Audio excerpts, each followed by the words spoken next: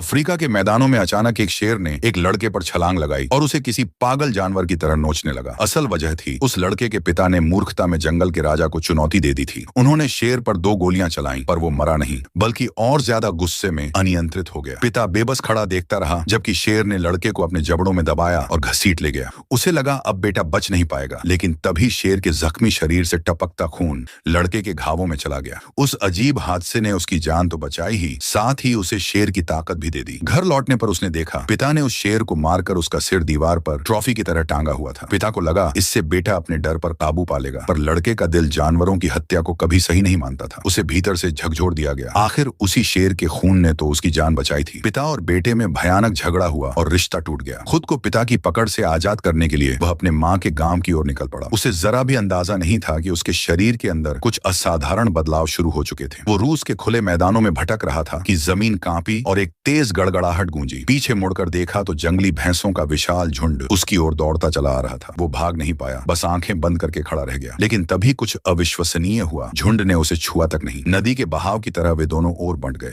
जब उसने आंखें खोली तो सामने एक बूढ़ा भैंसा खड़ा था, मानो उसकी रक्षा कर रहा हो। भैंसा तब तक पहरा देता रहा जब तक पूरा झुंड निकल नहीं गया। उस दिन के बाद सब कुछ बदल गया। लड़के को एहसास हुआ कि अब वो जानवरों की आत्मा की भाषा समझ सकता है। उसका शरीर भी इंसानी सीमाओं से आगे बढ़ चुका था। वो हजारों मीटर दूर भाला फेंक सकता था। उसकी रफ्तार भेड़ियों जैसी थी और छलांगे इंसानों की कल्पना से परे। फिर अचानक जंगल में गोलियों की आवाज गूंजी। वो पेड़ पर चढ़ गया। नीचे शिकारी उसी भैंसों के झुंड का कत्ल कर रहे थे। उसका गुस्सा ज्वालामुखी की तरह फूट पड़ा। वो दौड़ पड़ा, पर पहुंचा तो सब खत्म हो चुका था। चारों तरफ कटी हुई लाशें और सींग बेरहमी से उखाड़े गए। उसका क्रोध आसमान फाड़ देने वाला था। शिकारियों ने बंदूकें तानी, पर वही उनकी सबसे बड़ी भूल थी। उसके भीतर का जंगल जाग उठा और उसने सबका सफाया कर दिया। जब उसने अपने खून से सने हाथों को देखा तब उसे समझ आया प्रकृति ने उसे ये शक्ति खुद की रक्षा के लिए नहीं बल्कि मासूम जानवरों की सुरक्षा और शिकारियों को सजा देने के लिए दी है। साल बीत गए। 16 साल बाद वही मासूम लड़का अब मार्वल का पहला हंटर डीमन बन चुका था। जिसका नाम उसकी हिट लिस्ट में आ जाए उसकी मौत तय थी। इस बार उसने खुद को अपराधी के रूप में छिपाया और रूस की एक जेल में दाखिल हुआ। जैसे ही वो अंदर गया बूढ़े कैदी भेड़िए की तरह घूरने लगे, पर क्रेवन शांत रहा और हर कोने का निरीक्षण करता रहा। उसके साथ के कैदी भी दैत्य जैसे आदमी थे। मुसीबत से बचने के लिए उसने उनसे शर्त लगाई, 3 दिन में मैं इस जेल से भाग जाऊंगा, अगर न भागा तो मेरी जान तुम्हारी। सब हंस पड़े और चुनौती मान ली। अगले दिन जब वो यार्ड में एक्सरसाइज कर रहा था 2 कैदियों ने उस पर हमला किया, पर उसने दोनों को आसानी से गिरा दिया। तीसरे दिन उसे जेल के स्पेशल चैम्बर में ले जाया गया, जहां जेल का किंगपिन उसका इंतजार कर रहा था। असल में क्रेवन का असली मकसद उसी किंगपिन को खत्म करना था। कुछ ही मिनटों में उसने डॉन के सारे गुर्गों का सफाया कर दिया और फिर खुद डॉन को भी बेरहमी से मार डाला। इसके बाद क्रेवन ने जेल से भागकर अंधेरे में गुम हो गया।